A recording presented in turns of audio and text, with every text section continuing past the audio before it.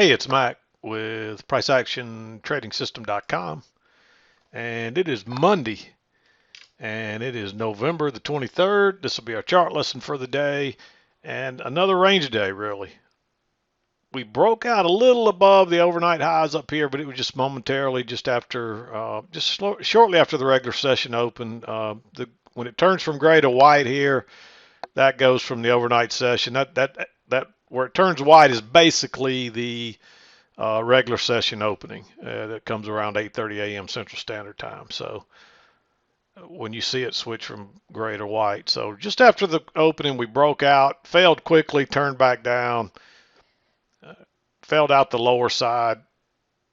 Technically, I was originally playing it here, but I dropped it on down to here when we made that low. And you can see we had a little breakout, came back some, then made a second leg. So there's really two legs down. You can see this first leg and then a correction, then a second leg.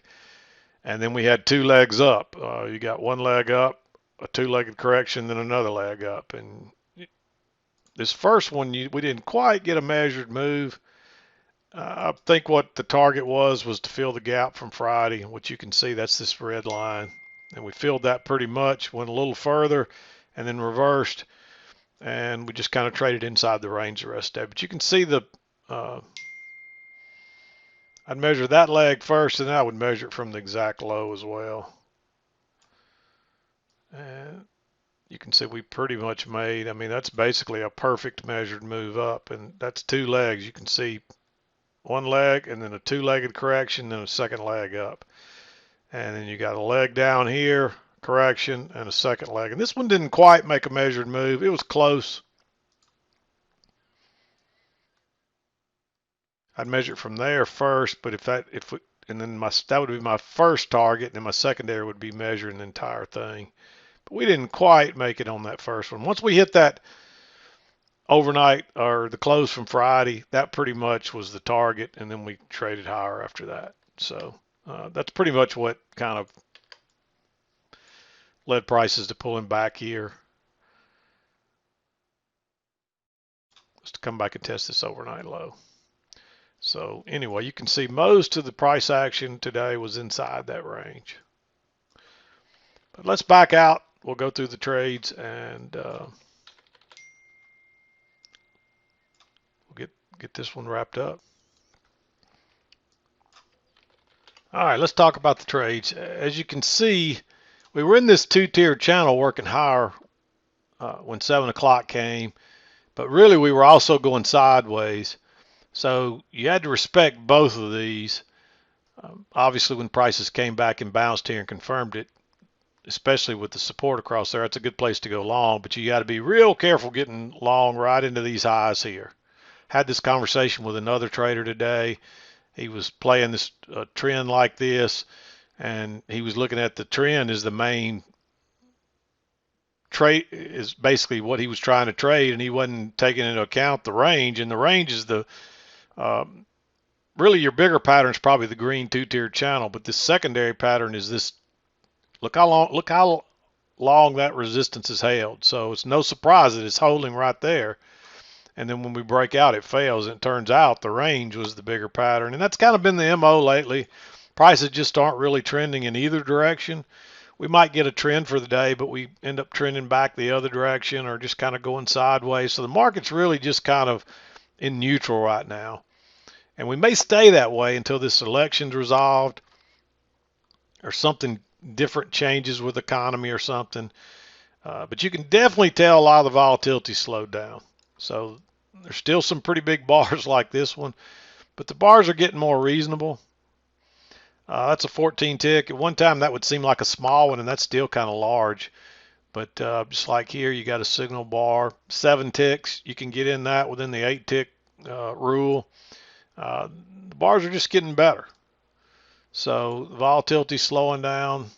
It's a long right there, 150 bucks, 10 ticks. You still couldn't use the 8 tick rule there, but 10 ticks is nothing compared to what we have been seeing. So anyway, let's talk about the trade. So we're going sideways here, and you can see this resistance, how many times it's held. But basically, we made a failed breakout, and then we came back and tested the range. Came back and tested time, and then you basically you get a double test here off of this high. So when this breaks higher and fails and turns down, I like going short right there below that. And you're just looking for prices to come back to the trend line, maybe down here and maybe back to the trend line. That'd be your two targets. And you got plenty of room for either. And I don't think I would enter way down here. I mean, that bar's $450. It's a little more reasonable to enter one tick below that one. Still pretty big regardless. But I like that trade. And then we come back and notice we try to go short once. We try to go short twice. And we actually could bounce off this trend line. It confirms that we really bounce off the support. And so you get a failed second entry short, a nice bullish signal bar right off the trend line that's confirmed as well. So there's multiple reasons like that trade. Just go long one tick above it and off it goes. And just stay out of this. There's just nothing to trade there. And we break out and fail. We try to go higher once. We try to go higher twice. And it fails. And so it actually, I'd wait for this probably to close. This one's close, but it's an inside bar, so you really can't take that one. So when this one breaks higher and closes here, I don't know if I'd trade that as an engulfing bar, but I just kind of wait for it to close and see what it does. And when it closes bearish, just go short right there. You got, look at all that room. We're way overdue to come back to the EMA. Plus, we didn't test the breakout area yet. So at very least, we're coming back to here. We're probably coming back to here, and it could be a failed breakout, and we come all the way back to here, which is the case. We actually end up going much lower. So I like this on the failure for a reversal on a failed breakout of the range. You've already had a break and a new high here, even if this channel is valid, which it looks like it is because it comes back in and tests it again there. There's a lower high here, but it's still inside that trend line, little congestive looking there. So when it broke higher here, though, I like going short. Past here, it's really, I wouldn't enter again. I mean, technically, normally you might enter here on this next because there's a double test, but they're just so close to that support, I'm a little leery of it. But this is a double top, so then you try to go higher once, try to go higher twice, and you get a failed second entry long here. I marked this one green because we're getting close to this trend line again, and it could bounce there. And we didn't quite get back to the EMA either, but that is a fail. There's two legs there, and it fails pretty quickly. Relatively small bar. It's only 6 ticks, so it's real low risk. And that's the full risk. So technically, that bar is only 4 because it puts a tick for your stop and a tick for your for buying 1 tick below it as well. So that's one thing our risk adds here. It does add the risk. The risk signal is actually accurate. So that's a $100 risk if you lose there. And that turns out to be a great trade. And of course, we run down, make a low, you come back, you get a first entry, and this breaks higher first and then turns back down. So when it goes below that bar, it is a second entry. It's a little bit different. And I like trading that one as a engulfing bar. If you didn't enter here, there's actually another attempt to go higher here, but I wouldn't take that one because by that time there's just too much sideways. It's right back into the midline here, too much support across there, which I don't have a line there, but you should be able to see that relatively easy. So if you didn't enter here, then it's just too much sideways. Just skip it. There is a failed second entry long here, but it's not the right location. It's just kind of at the midline, middle. It's kind of no man's land. There's a failed break lower right there, but I mean, you could mark that one green because you may catch an important low, which it is. It's not one of those that goes a whole lot higher, but it is an important low. I'd wait on a higher low, and that's right back at the trend line. But we do get the reversal here, so when prices break higher, that's a failure, and I like taking that one. That's a nice reversal type pattern. One thing of note, though, it was a failure when it broke above this bar right here. So that your entry is 1 tick above this bar, but your stop still has to go below. So this is still technically your signal bar, and your safety stop goes 1 tick below this bar right here. but your entry is one tick below above that bar because that's where the failure occurs. There's a higher low here. Don't take that right into the midline. It's not worth taking, and you can see it. It would have worked, but it turned down pretty quickly. And notice what happens here. You get a first entry, you push through the EMA, you pull back, you get a second entry that fails. I like going short there. It actually comes back again and gives you another chance to enter. So if you didn't enter here when this broke higher and turned down, you could still enter one tick below this bar. I prefer entering on this one. And by the time you get to here, it does look a little congestive. But the fact that it broke higher and exited out the other side all in one bar, I'd probably take it.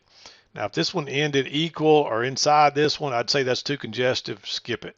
But the way it is, I like taking it. And it runs on down.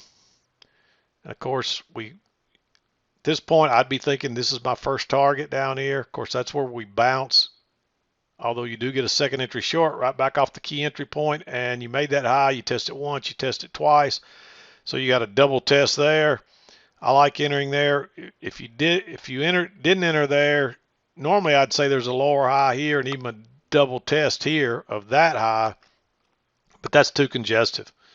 So if you didn't enter here, and even if I entered here, I might decide, hey, I'm going to exit out of this because the fact that it's going sideways is not a good sign. It ends up going lower, but with this being my target, that's my only entry right there. And I don't know if I hung on to get a scalp out of that or not. I probably would have exited with what it would give me with a tick or two. And just left it at that. Because it should have taken on off on it. When it didn't take on off on the second entry, that's telling you that the buyers are starting to come in.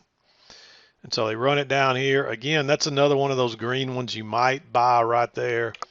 But it's aggressive because you're likely to get it wrong.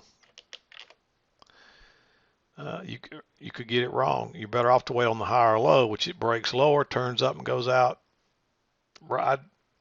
That's an easy ride back to here. And actually at that point, the breakout was right here. I moved it on down because the support ended up being a little lower later. But at that point,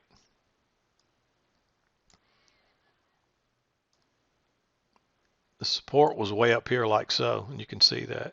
But I adjusted it later to down here.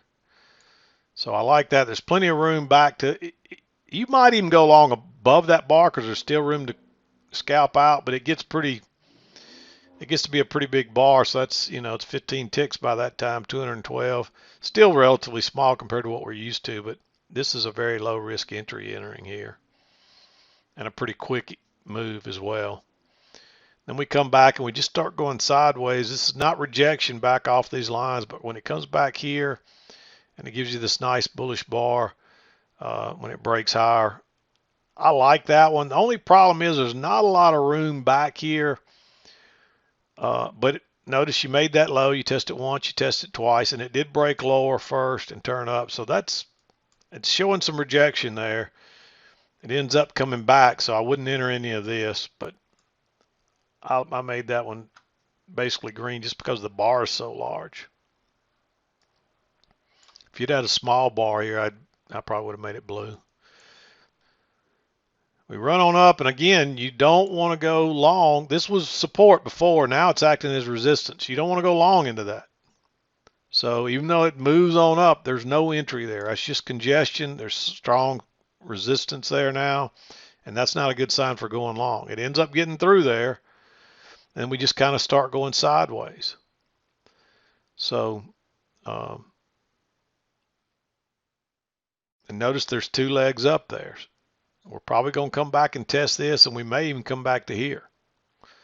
But notice what happens. We drop back down here. It's tempting to want to go long here, but I would wait on a double test, which is the next one, or a higher low, which we don't really get a higher low, but we do get the double test, and it does confirm that trend line right there. So, and I do like going long right there. And it actually comes back and tests it again and gives it a double test and another nice bar. So I like entering again. And notice here, once we started going sideways, you can't enter after that. There's just no entry right in there. That's too much congestion. This is starting to look like congestion.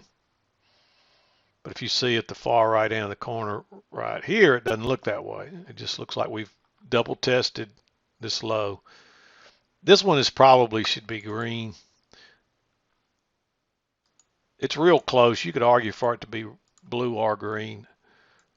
Just because it's a double test and you do have the trend line that it confirms. And you can see the midline kind of fitting in there with that. Actually, you didn't confirm the trend line till here, I should say. So I'm getting ahead of myself. This isn't the confirmation of it. This is. And that's why I like that one to be blue. Because now you got the a confirmed trend line and you got the support. And we've been bouncing off this low every time. And plus, you got a trend line that's kind of working down through there. And you might have even drawn it from here, like so. But either way, you get the break and new low there. So, and there's just no more entries here. This takes you into 2 o'clock. Again, that's just too congestive, too far away from the EMA.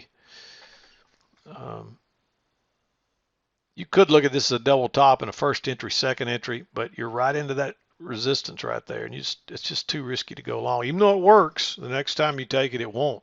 It'll be just like all these other times it'll turn down on you. So just not a good entry point. And that's what I saw today. So the market's slowing down a little bit. There's still some pretty good moves in here. We're still getting some good moves without quite as much volatility. So I'm kind of liking the market lately. I've seen some posts in the forum, and I've gotten a couple of emails from people talking about, they came into this thing, and the only market they know is these are mostly people that came in since the first of the year. And the only market they really know is all this volatility. So they don't understand a normal market. All they know is it's high volatility. So the market seems very slow, and this is not slow at all. This is a normal market.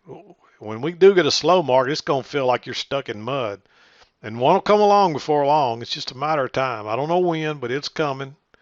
And we might get a whole lot more volatility in the meantime, but a slow period is coming soon. And when it does, those of you that are new to this are going to be really lost. So, but you'll get used to it. That's why it takes time to learn this stuff, because just soon, about the time you get used to what's going on, the market will flip to one of its other personalities. The market has maybe a dozen personalities, and it takes a long time to get through all of them. So just about the time you think you got one down and you got this down, it'll flip to a slightly different one. Of course, the price action still works the same. All the setups still work the same under the right context, but it'll lull you to sleep getting used to seeing, just like all these range type days we've seen lately, people will get lulled to sleep by that, and then suddenly it'll take off and they'll start trying to short these highs or buy these lows, and it just keeps on going on them. They keep doing it over and over, and then eventually they'll say, oops, this is a trend. And all it did was it just kind of lulls you to sleep. So don't let that happen to you. Always be vigilant. Another thing I wanted to say real quickly, and I'm going to wrap this up, is we tend to know what prices are doing. Once we broke out up here, we would expect prices to come down lower here, but they may not. The expectations. So don't get married to your expectations, because it could have bounced here at the midline and made another leg up and started trending again or something. So people will send me send me a trade, and they say, well, I was expecting it to do this because the rules say this, and it didn't do it. And how do you know? Well, you don't know, but you read the price action, and you don't trade unless it's at a key entry point under the right context. And it just takes time for that. And if you're just running around looking for second entries and failures and bounces off support or resistance, and that's all you're trading, if you don't understand the context and what prices are doing and when it's changing, then you're going to struggle, and you might struggle a lot. So just keep that in mind. This is a skill. And it takes a while. This is not an easy skill. I don't care what your IQ is. I don't care how smart you are. The problem is common sense will kill you in trading. The prices do not move by common sense. And that's why it's so hard for even smart people, because common sense would say, hey, we're trending down here. It's time for me to get short down here. Look how strong that's been. But if you understand that if prices break out here, they're probably going to fail. But you have to know that. You have to know the personality. You have to know what prices do. And that's what we're trying to teach you here, is how prices react and what they do in certain situations. And common sense would say, hey, you really need to be looking for shorts down here. When you're getting down here close to this line, you're really looking for longs. And that's why inexperienced traders trying to use common sense fail so much, because there is no common sense to trading. Common sense will send you to the poorhouse. So remember that. If you don't learn anything else from me, remember that. Price action has its own set of rules, and I call it the law of charts. And you have to know that law of charts. And you have to understand what prices are doing and where they're trying to go. And as soon as prices broke out up here and failed, my first thought is we're going to try to trade first to here, and if we get through there, then we're trading to test these overnight lows, or these closes from Friday. This was the overnight low here. So we were going to first test this close from Friday, and then probably try to test this overnight low. And these are actually both closes from Friday. One of them is the regular session open and close, and then one of them is actually the electronic close. So you have to know the difference in them. I think this is the regular session close, and then, or maybe this is, I forget which. And I still have not updated mine, so mine may be off a tick or two as well. So, but you can see it's real close. So anyway, I'm going to wrap it up. We'll be back again to do it tomorrow.